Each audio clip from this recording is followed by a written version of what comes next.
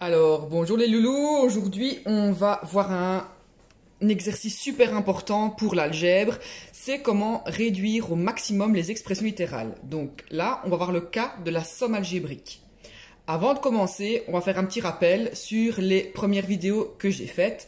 Dans les premières vidéos, vous avez vu un vocabulaire de base qui est important de maîtriser. On va faire un petit rappel. Donc, ce petit rappel, c'est quoi? Ben tiens, la partie qui se trouve juste devant les lettres, celle-ci. Comment elle s'appelle? Très important à retenir. Elle s'appelle le coefficient.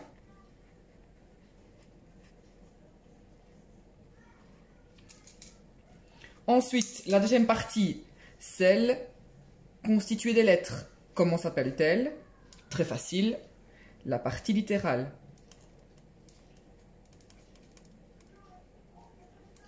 Vous avez vu le coefficient, à chaque fois j'entoure le signe qui est avec lui. D'accord? Donc très important à retenir, le coefficient, la partie littérale, ceci est un monôme.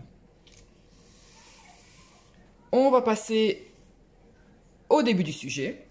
Donc réduire au maximum les expressions littérales. Donc on est dans le cas de la somme algébrique. Première chose, regardez un petit peu tous les calculs qui sont à gauche. Cette fois-ci, vous avez vu, vous avez des lettres qui apparaissent dans vos calculs. D'accord? Alors, si vous observez bien, parfois, vous avez un nombre avec les lettres et parfois, vous n'avez rien. Alors, nous avons déjà vu plusieurs fois, lorsqu'il n'y a rien devant une lettre, il y a quand même quelque chose. C'est quoi? Le chiffre 1. Donc, moi, ce que je vous conseille, c'est avant même de commencer l'exercice, c'est de rajouter à chaque fois que vous ne voyez pas un nombre, le petit chiffre 1. Donc regardez ici, on a A, on n'a pas de chiffre. On met un 1. On a un A, on n'a pas de chiffre. On met un petit 1. Là, c'est bon, c'est bon, c'est bon. Ici, c'est bon. Là, ah, on a moins X. On a un moins qui est tout seul, mais c'est pas grave. Entre le moins et le X, nous avons quand même le chiffre 1. Alors, maintenant, nous allons voir comment réduire une expression algébrique. Donc, comment additionner des lettres. Première chose, on doit s'assurer d'avoir exactement la même partie littérale. Je regarde. Alors, je prends une autre couleur. Ici, j'ai la lettre A, j'ai la lettre A. Elles ont exactement les mêmes exposants, donc je peux additionner. Première chose, je recopie cette lettre qui est commune. A. Et ensuite, on s'occupe que des nombres, donc des coefficients, et on fait comme d'habitude, on calcule. 1 plus 1, ça fait combien? Je vais m'en sortir avec mon bic. Ça fait 2. Même chose à l'exercice suivant. 2A plus 3A. Quelle est la première question à se poser? 1. Avons-nous la même partie littérale? On peut déjà le mettre dans le mode opératoire. Comment calcule-t-on une somme algébrique? 1. Avons-nous la même partie littérale? Si c'est le cas, deux cas possibles, oui, non. Oui, j'ai les mêmes lettres, A et A, donc je recopie la lettre, je recopie là où les lettres communes. Donc je recopie la partie littérale commune. Donc ici, on a la lettre A qui est la partie littérale commune, je la recopie. Puisqu'on est dans ce cas-ci, qu'est-ce que je fais ensuite? Ensuite, on additionne les coefficients. Donc 2 plus 3, ça fait 5. Donc ensuite, j'additionne les coefficients. Alors, on recommence.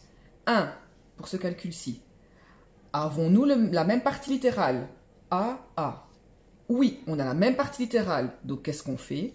Je recopie la partie littérale commune. J'ai du A, je le recopie. Ensuite, qu'est-ce que je fais? J'additionne les coefficients. 2 moins 6. 2 moins 6, rappelez-vous, somme des nombres entiers. Il faut encore reconnaître ces règles. 2 moins 6, ça fait moins 4. Si vous avez un souci avec somme d'entier, je vous ai remis une petite vidéo de rappel juste dans les documents sur Flowdoma. Donc n'hésitez pas à aller la regarder ou d'aller relire bien sûr votre cours. Ici, on recommence. On se repose la question. Avons-nous la même partie littérale? Alors, là j'ai du A, là j'ai du B. Non. Si vous n'avez pas la même partie littérale, vous ne pouvez pas réduire l'expression. Elle va rester telle qu'elle. Vous devez la recopier. Donc, non. Donc, je recopie. Donc, 2A moins 6B. Je ne sais pas réduire vu que ce ne sont pas les mêmes parties littérales. Donc, je recopie 2A moins 6B. On va au suivant. 2 moins 4x. Ah, là, on a notre monome ici qui a des lettres et celui-là, il n'y en a pas. D'accord? Donc, vu qu'il n'y a pas de x de chaque côté avec la même puissance, on ne peut pas le calculer, on ne peut pas le réduire. Avons-nous la même partie littérale? Non. Donc, je recopie 2 moins 4x. Le suivant, moins 1x, moins 3x. Avons-nous la même partie littérale? Oui. Je recopie la partie littérale commune. La partie littérale commune, c'est du x. Et ensuite, qu'est-ce que je fais? J'additionne les coefficients. Moins 1, moins 3, ce qui donne moins 4. Voilà, j'espère que vous avez tous bien compris. Alors, attention. Vous avez vu, la première étape que j'ai faite, c'est quoi? J'ai mis des 1 là où les lettres étaient seules, sans nombre, d'accord? Donc, attention, il faut bien le retenir. Je vais baisser un petit peu ma feuille. Hop. Attention. Une lettre sans nombre peut se noter, 2 points, A égale 1A est égal à plus 1A. Si la lettre est comme ceci, qu'elle n'a pas de nombre, qu'elle n'a pas de signe, elle est d'office positive et d'office avec le nombre 1. D'accord pour tout le monde? Vous pouvez tester les premiers exercices sur somme algébrique dans le dossier exercice de Flowdoma grâce à cette petite vidéo qui, je l'espère, vous permettra de comprendre la matière. Bonne journée!